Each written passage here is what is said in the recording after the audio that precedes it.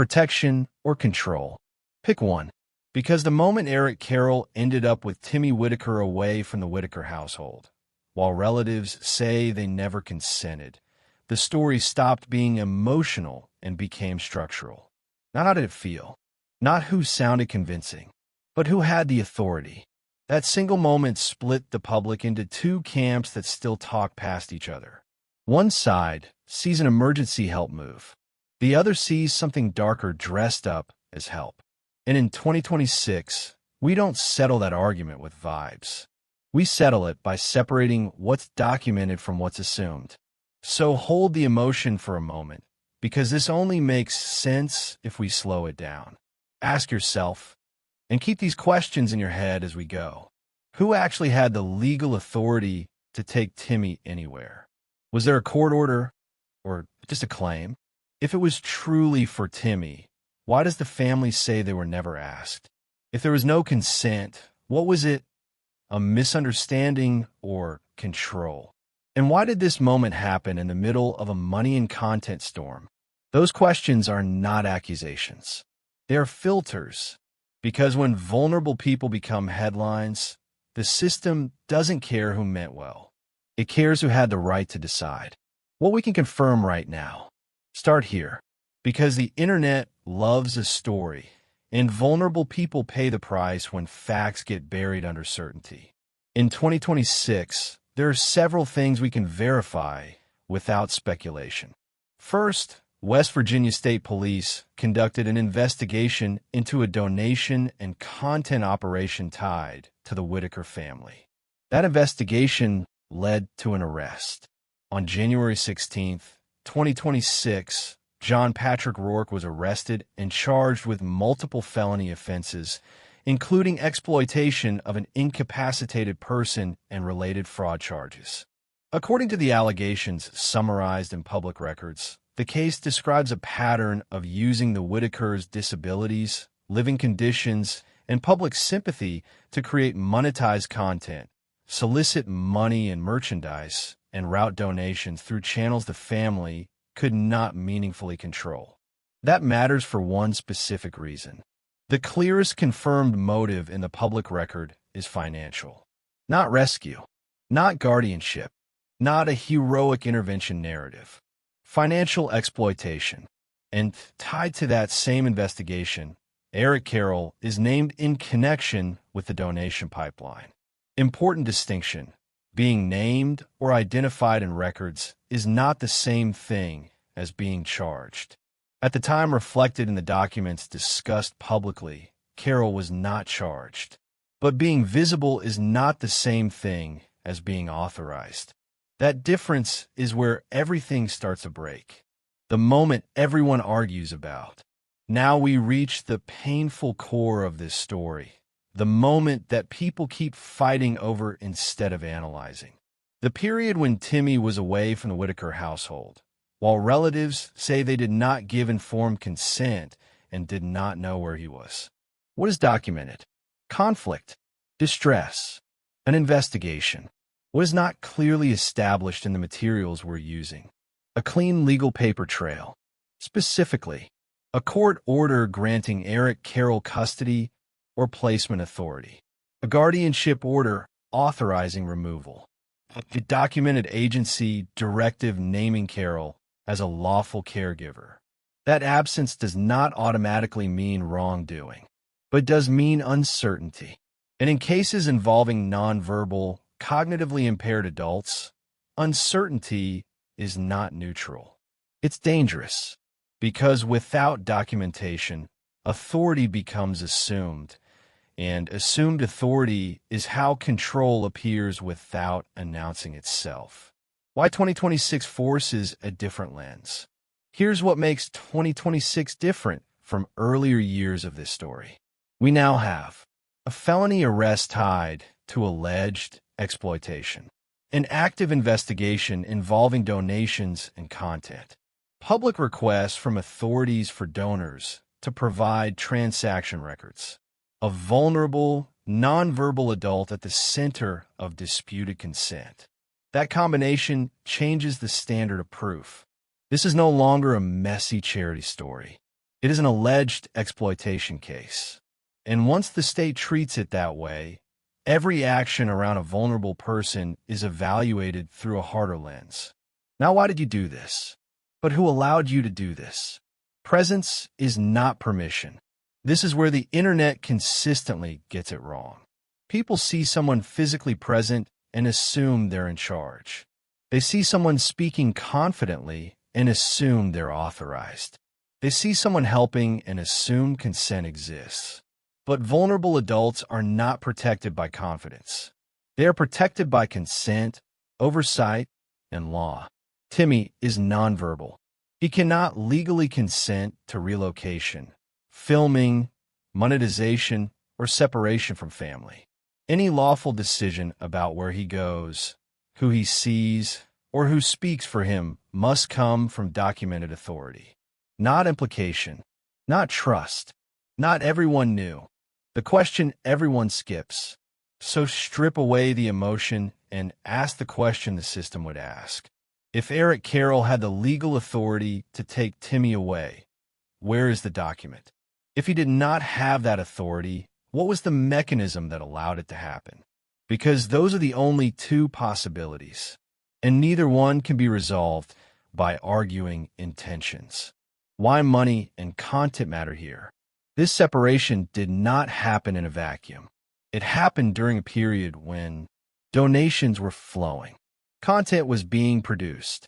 Public sympathy was being monetized. Outside organizers were acting as intermediaries. That context matters because money changes incentives. It does not prove motive, but it raises the stakes. When money, content, and vulnerable people intersect, the system becomes suspicious by design. Not because everyone is guilty, because history says exploitation hides there. The dangerous middle ground. Here's the most uncomfortable possibility, and the one people resist the most.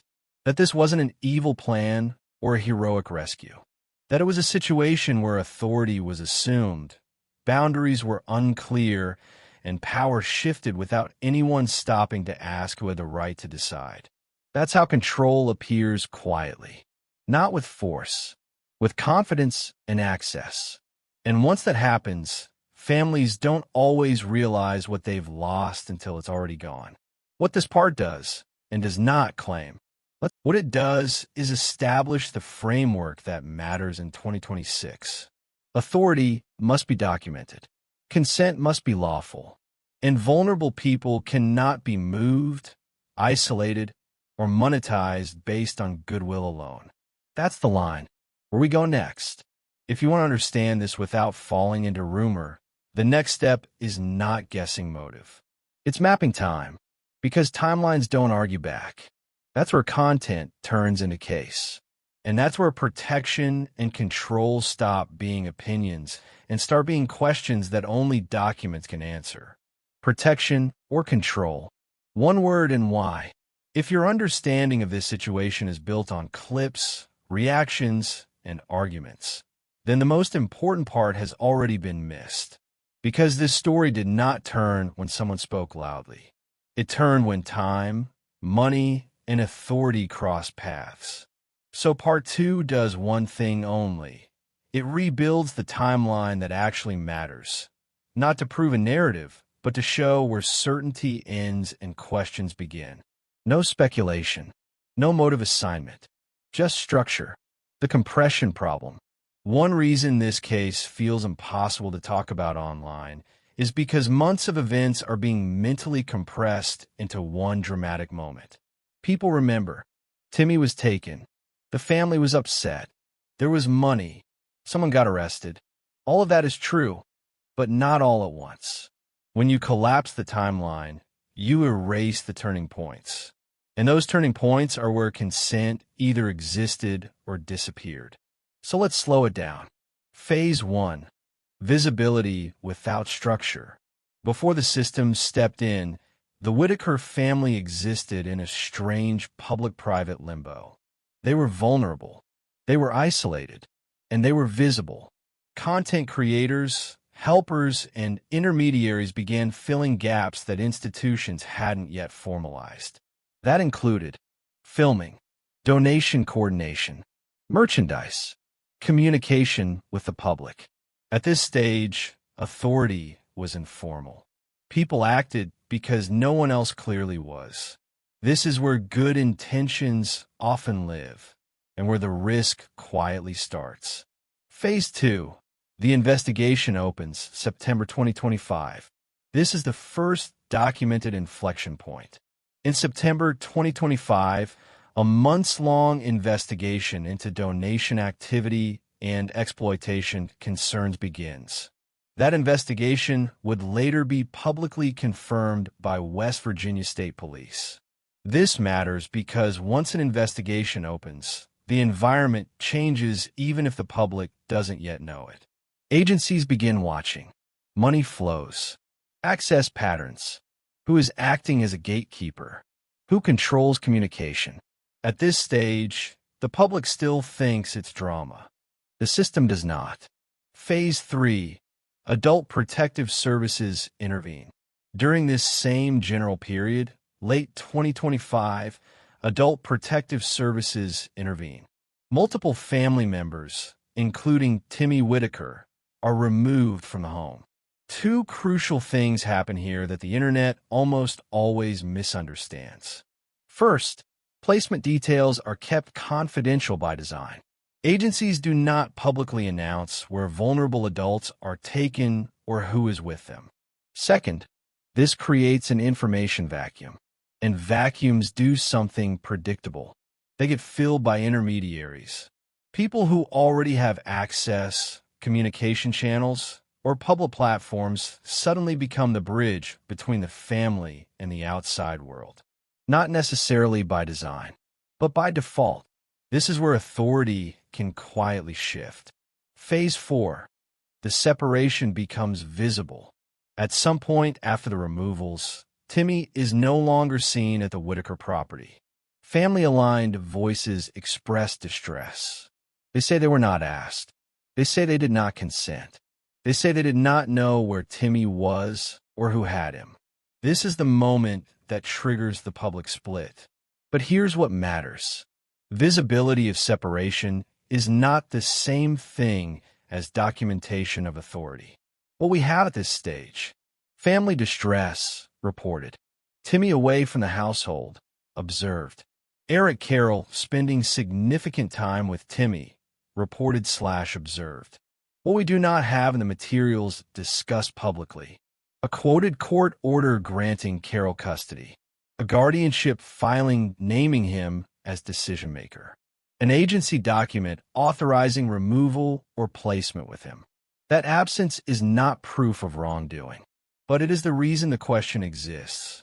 Phase 5. The money trail hardens. Late 2025, January 2026.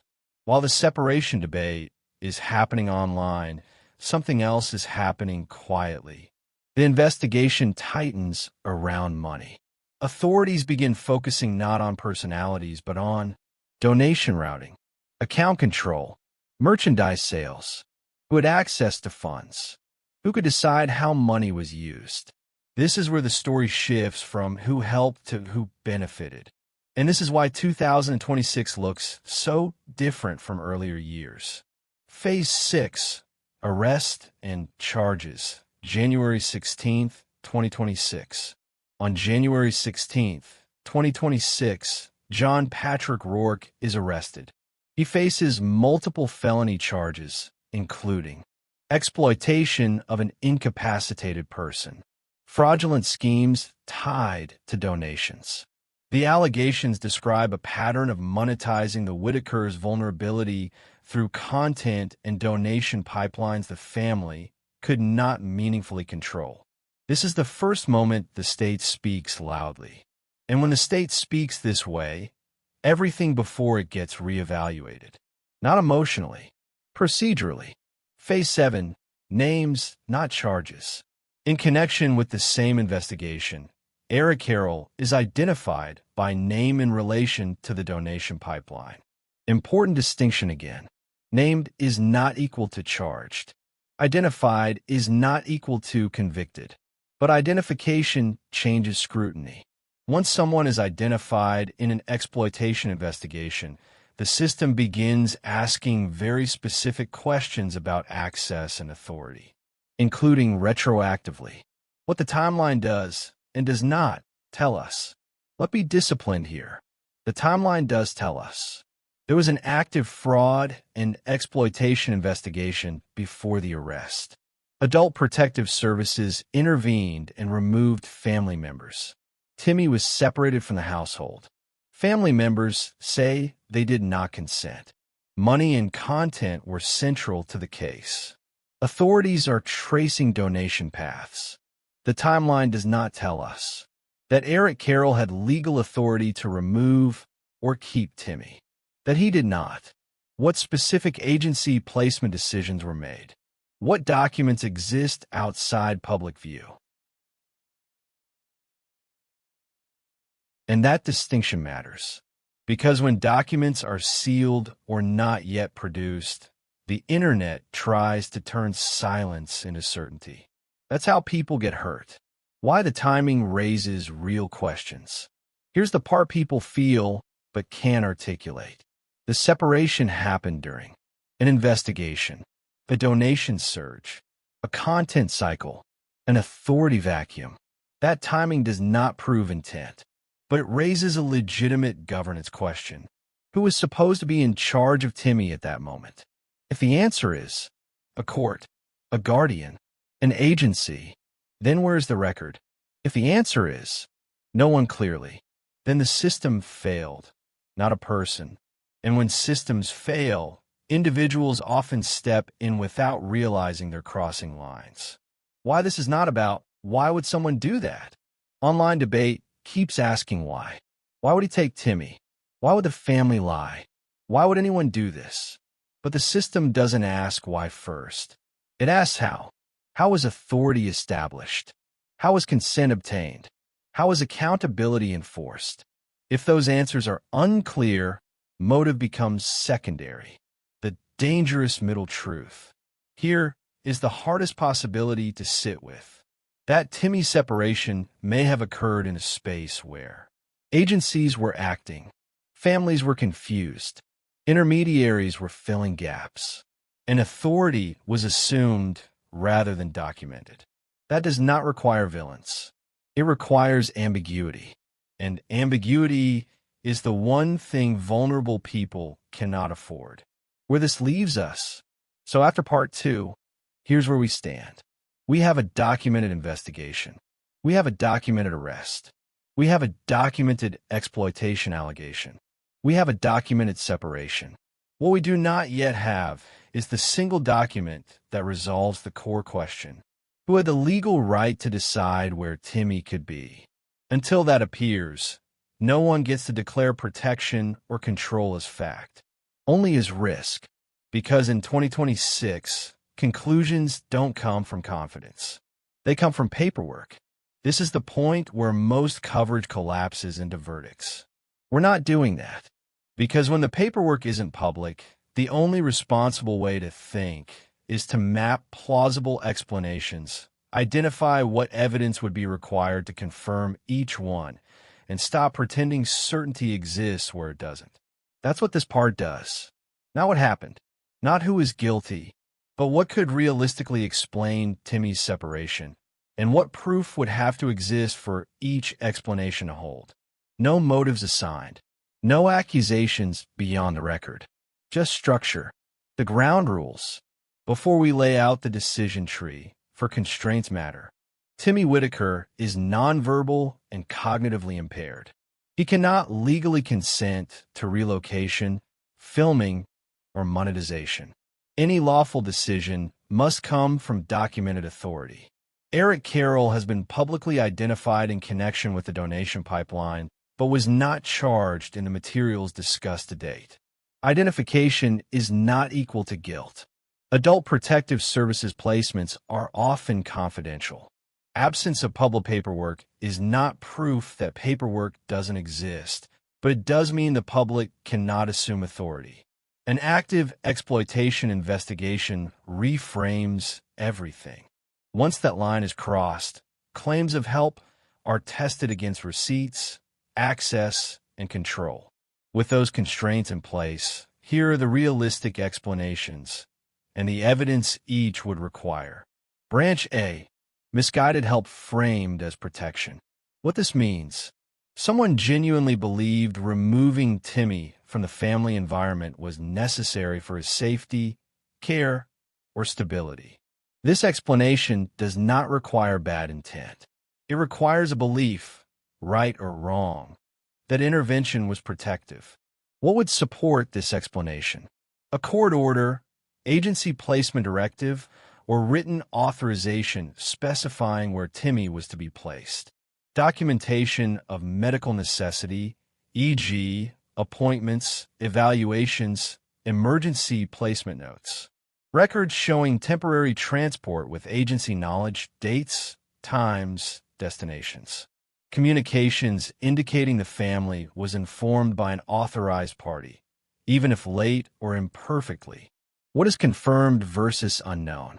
Confirmed: an investigation into exploitation, APS involvement, Timmy's removal from the household. Unknown: any document explicitly authorizing Carroll to take or keep Timmy. Any court-issued placement naming him. Key test: if protection was the basis, where is the authorization that survives scrutiny? Protection in 2026 is procedural, not personal. Branch B. Control through isolation. Risk pattern, not a verdict. What this means: Timmy's separation functioned, intentionally or not, to limit family access, shape information flow, or consolidate influence over his environment. This is a risk pattern, not a finding. It becomes relevant only if evidence supports it.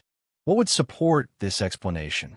Messages or records showing restricted contact with family without agency direction. Evidence of blocking, gatekeeping, or conditions placed on access not ordered by a court. Statements indicating exclusive decision-making about Timmy's movements or visibility. Lack of any agency or court document authorizing isolation. What is confirmed versus unknown? Confirmed: family-aligned reports of distress and lack of consent. Unknown: any official finding that isolation was intended or directed. Any order limiting family contact. Key test: isolation becomes control when access is restricted without lawful authority. The document trail decides this, not tone. Branch C. Image management and narrative control.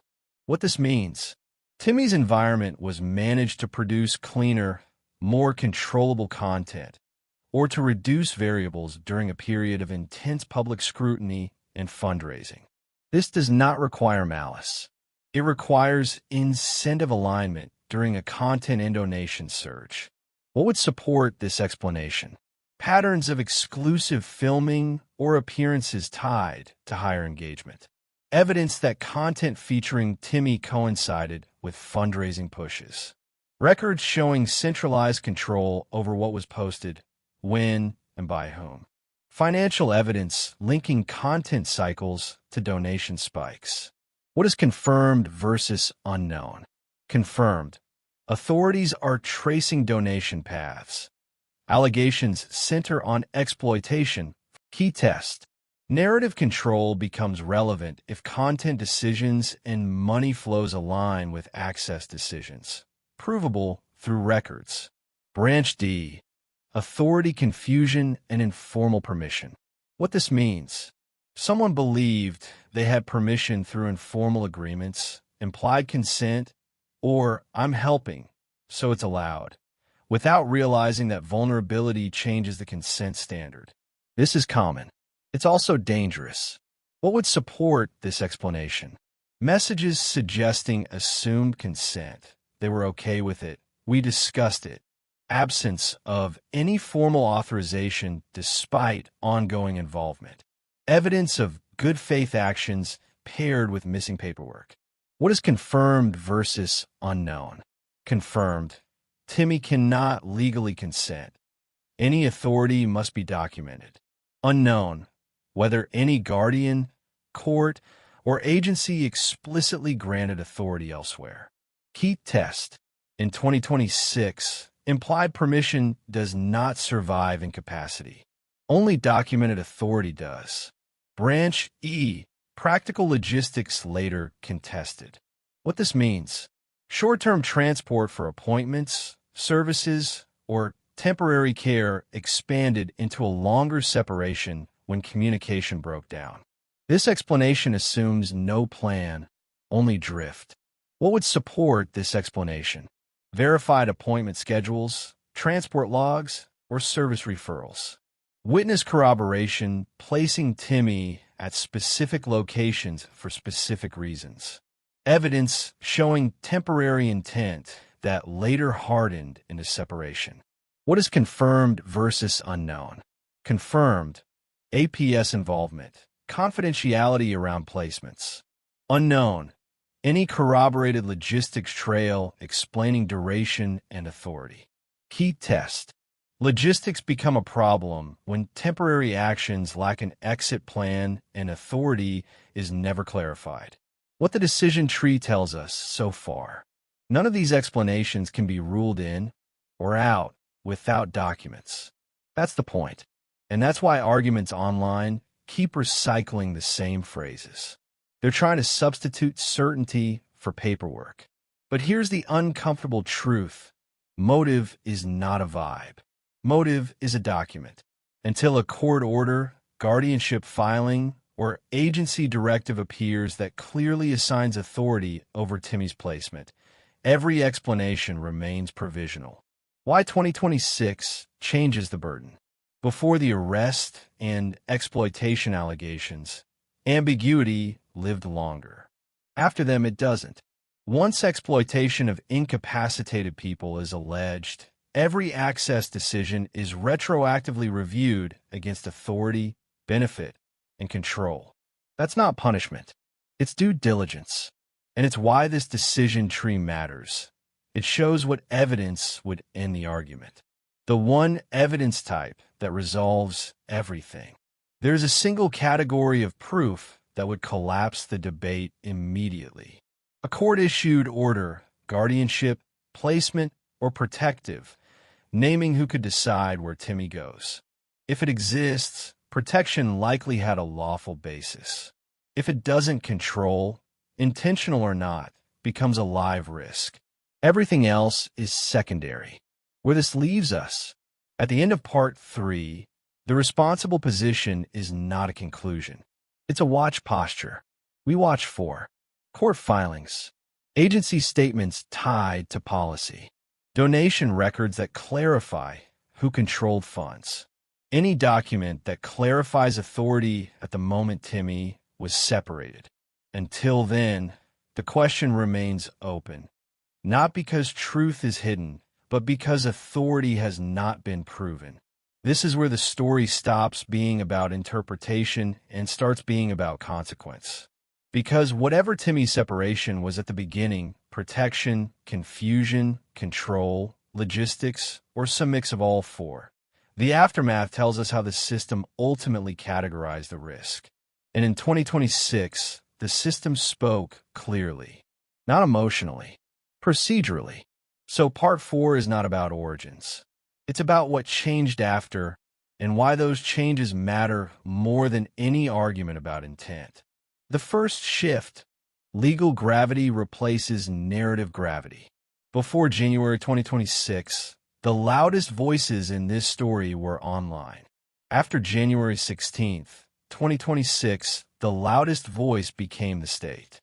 When John Patrick Rourke was arrested and charged with multiple felonies, including exploitation of an incapacitated person and related fraud, the entire frame changed. This was no longer treated as messy charity drama, influencer conflict, misunderstandings around help. It was treated as alleged financial exploitation of vulnerable adults. That classification matters because it triggers a different institutional posture. Once exploitation charges enter the record, agencies stop asking, "Who seems trustworthy?" They start asking, "Who had access? Who had control? Who benefited?" and they ask those questions retroactively. The second shift, the donation pipeline, becomes evidence. One of the most telling moves by authorities was not the arrest itself. It was what came next. Law enforcement publicly asked anyone who had sent money or merchandise through John Patrick Rourke or through Eric Carroll on behalf of the Whittaker family to come forward with transaction records. That request is not casual. It signals that investigators are mapping where money originated, who controlled accounts, who could redirect funds, who made decisions about use. This matters for the Timmy question because money and access are inseparable in exploitation cases. When someone controls donations, they often control communication, visibility, movement, narrative, not always by intent, but by leverage. And once leverage exists, consent becomes suspect and less documented. The third shift, silence replaces visibility. After the arrest, something else happened that people often misinterpret. The story went quieter, not because nothing was happening, but because agencies pulled the curtain. Protective services and law enforcement do not litigate active cases in public. Once a case is active, information narrows. Placements become confidential. Access becomes restricted. Statements become measured. This silence frustrates the internet. But legally, it's protective, especially for a nonverbal, cognitively impaired adult like Timmy Whittaker. Silence here is not indifference. It's containment. The fourth shift, the risk lens hardens. This is the change most people miss.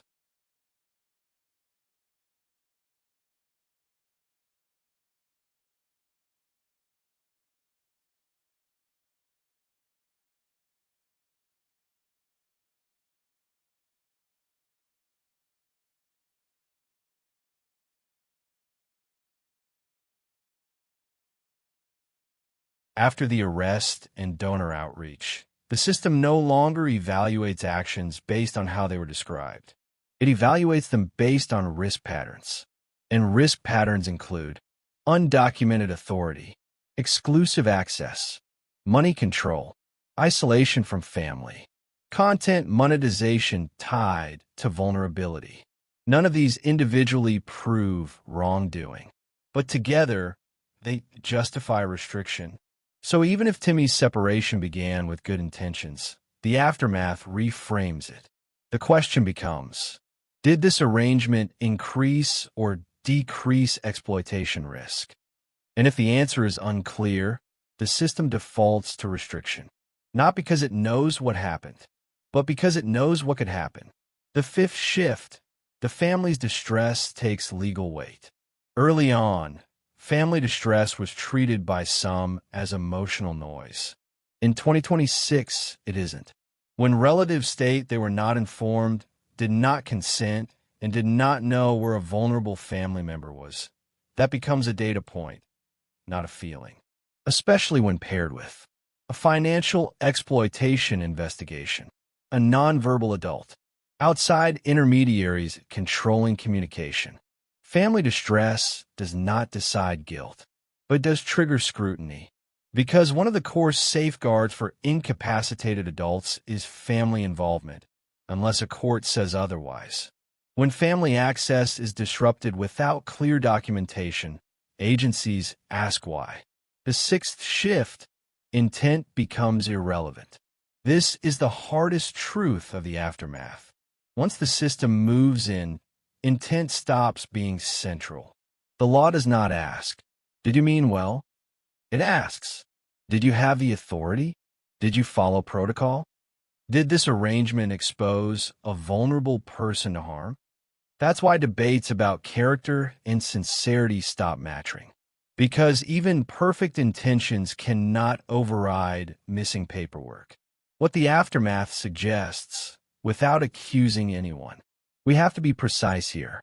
The aftermath does not prove that Timmy was taken for profit, that separation was malicious, that Eric Carroll committed a crime. What it does suggest is this. The system ultimately treated the situation as high risk. High risk enough to pursue felony exploitation charges against Rourke. Trace donation paths involving Carroll. Restrict information. Tighten access around the family. Those actions are not taken lightly. They reflect a judgment that ambiguity itself was dangerous.